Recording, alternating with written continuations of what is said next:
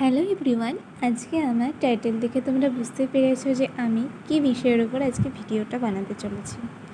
তো আমি অনেক ঘাটাঘাটি করে এটা আনারকলি আমার খুব পছন্দ হয়েছিল, তো ফ্লিপকার্ট থেকে আমি অর্ডার করেছিলাম। এটা ছাড়াও আর একটা কুর্তি অর্ডার করেছিলাম, যেটা দুদিন আগে এসেছিলো আর খুব সুন্দর এসেছিলো।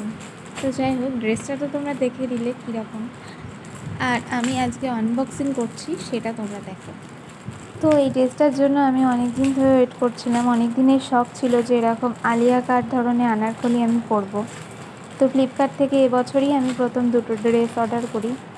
তো এটা খুলতেই দেখি যে কালার একদমই অন্যরকম এসেছে। আমি চেরি রেড অর্ডার করেছিলাম, কিন্তু এটা এলো অরেঞ্জ কালারের। তো এটা দেখে আমার তো খুবই মন খারাপ হয়ে গেল। রং যেমন তেমন, তারপরে ছিল সাইজের ব্যাপারটাও দেখো। আমার যেখানে এল সাইজ লাগে সেখানে এটা XXL।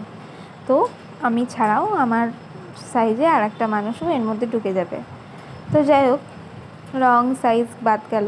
এরপর আসি মেটেরিয়ালের ব্যাপারে। মেটেরিয়ালটা ছিল একদমই পাতলা ফিনফিনে কাপড়ের, রেয়ন কাপড়ের সাথে মিক্স করা আছে অন্য কাপড়, সেটা বোঝাই যাচ্ছে। তো যাই হোক, আমার তো একদমই ভালো লাগেনি। আর এটা ছিল সেই চুড়িদারটার প্যান্টটা, আর তার সাথে ছিল একটা ওড়না। যাই হোক, ফ্লিপকার্ট থেকে আমি এই ফার্স্ট টাইম স্ক্যাম হলো আমার সাথে।